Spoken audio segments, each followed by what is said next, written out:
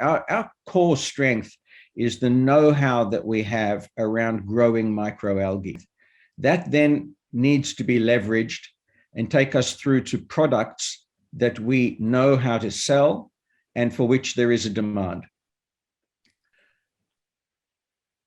Very quickly, with the relationships that I have in the microalgae space, I was able to find a customer for the fucoxanthin.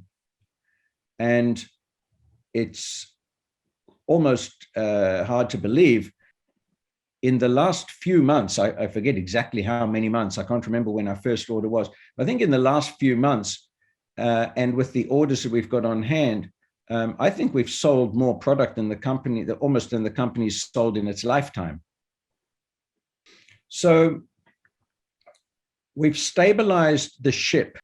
I don't want to say it's turned around just yet, but I think by the end of December, which was always my target, I believe we will have turned it around, which means we will have eliminated a ton of costs and have a bright future ahead of us with new strategic relationships developed. My target is always to create wealth for shareholders. My absolute obsession is to see this company turn around and get the share price up to where it needs to be. The company is undervalued, which is why I have invested to a substantial level. I'm the single largest shareholder in the company. But at the end of the day, biotechs have to reach a point where they have revenue.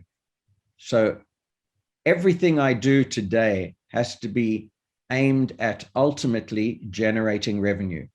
But going forward, our business model has changed, as you know, from being a D2C focus, selling just omega-3 products into predominantly North America, to being a B2B, selling very high value actives extracted from microalgae that can be used in the nutrition, cosmetic, skincare, hair care space, as well as pharmaceutical. If you wanted to replace Simris today, my best guess is it would cost you close to 20 million euro. There aren't a lot of microalgae companies that are currently being sold, but I get to see the investor decks on most of them. And I've seen investor decks for microalgae companies that are conceptual. In other words, they haven't even proven their concept yet. And their valuations are well north of 20 million US dollars, well north. I looked at an Israeli one quite recently, which was literally a few guys in a laboratory, and they were valued at 22 or 24 million US. That was their valuation. And they raised money at that. So it's not just valuation, it's real. And the third way to value anything, of course, is discounted cash flow analysis, which is very difficult in a company like Simris. It's very difficult for any biotech because they don't have stable, reliable cash flow. So when you triangulate those three, I think you certainly come up with a value that is hovering around the 18 to 22 million euro mark. And Simris right now is hovering around the 6 or 7 million euro mark. So it's not just that it's slightly undervalued. In my view, it's really undervalued. My interest in listed companies is to use them as a platform for substantial growth.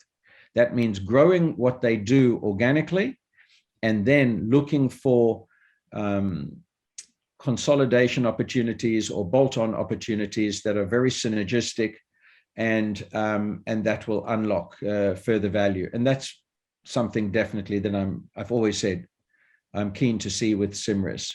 I think that we're an excellent platform for consolidation. We're in an extremely fragmented industry. There are a lot of very small players, and there are a lot of bigger players that actually should be or could be publicly listed. So if you if you can execute on that, then there's an opportunity to unlock value, grow very rapidly, and that results in increased wealth for shareholders. My interest in public companies is in micro cap and small cap. So I'm non-executive director on a company in Australia, a listed company in Australia called Wellfully.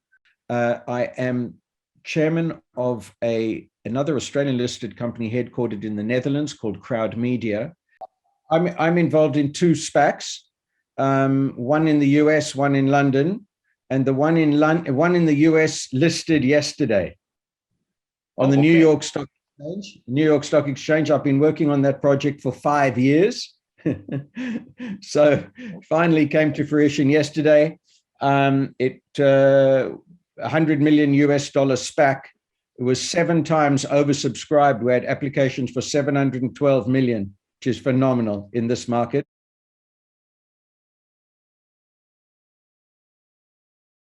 As you probably know, the directors and some other key shareholders provided a bridging loan to the company to carry it through to the end of the year so that it could make all the necessary cuts that it needed to make. You know, the turnaround that we have been working on is very expensive. Sweden is an expensive country in which to make changes to a company. Sometime in Q1 next year, we will do another capital raising. And hopefully at that time, we will have demonstrated to shareholders and potential investors that the ship is indeed upright. It is indeed pointing in the right direction. It does indeed have the right crew. And what it needs now is for the tank to be fueled up. And I think once we've done that, then there will be a compelling reason for investors to participate.